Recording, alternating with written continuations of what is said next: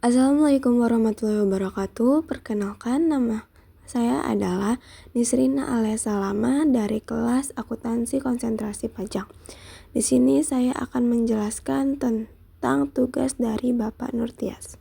1. Dikenai PPN. Menurut artikel HUM online yang ditulis oleh Bapak Ari Irvano, SESHMAK MKN, artinya adalah barang atau jasa yang kamu beli dikenai pajak pertambahan nilai. Menurut pasal 4 ayat 1 Undang-Undang Nomor 42 Tahun 2009, PPN dikenakan atas yang pertama, penyerahan barang kena pajak di dalam daerah PBN yang dilakukan oleh pengusaha kena pajak. Yang kedua, impor barang kena pajak. Yang ketiga, penyerahan jasa kena pajak di dalam daerah PBN dilakukan oleh pengusaha. Yang keempat, pemanfaatan barang kena pajak tidak berwujud dari luar daerah PBN di dalam daerah PBN. Yang kelima, pemanfaatan jasa kena pajak dari luar daerah PBN di dalam daerah PBN. Yang keenam, menurut modul Pak Nurtias, karakteristiknya 1. Objek transaksi termasuk ke dalam daftar BKP atau JKP. Mekanismenya, pengusaha kena pajak wajib memungut PKN. Implikasinya meningkatkan harga jual karena adanya tambahan PPN. Yang kedua, PPN tidak dipungut. Menurut artikel Kementerian Keuangan, fasilitas PPN terutang tidak dipungut sebagaimana diatur pada Bab 5 dan Bab 6 Peraturan Pemerintah Nomor 49 Tahun 2022. Bab 5 mengatur tentang impor atau penyerahan BKP tertentu bersifat strategis, serta penyerahan atau pemanfaatan JKP tertentu bersifat strategis. Sedangkan Bab 5 mengatur tentang impor BKP yang dibebaskan dari pungutan bea masuk. Menurut modul Pak Nurtias, karakteristik PPN tetap terutang secara hukum namun tidak dipungut. Mekanisme PKP tidak memungut PPN atas penyerahan BKP atau JKP yang mendapat fasilitas. Tujuannya mendorong kegiatan ekspor, implikasinya mengurangi beban pajak bagi pembeli. 3. PPN dibebaskan.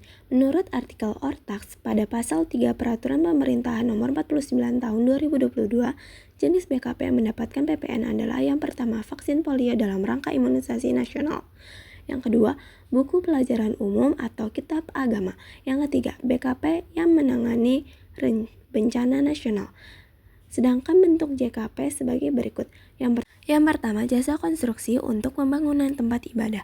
Yang kedua, jasa konstruksi untuk pembangunan tempat korban bencana alam. Karakteristik PPN dibebaskan pada transaksi yang mendapat fasilitas ini. Pajak masukan yang berkaitan dengan penyerahan yang dibebaskan PPN tidak dapat dikreditkan.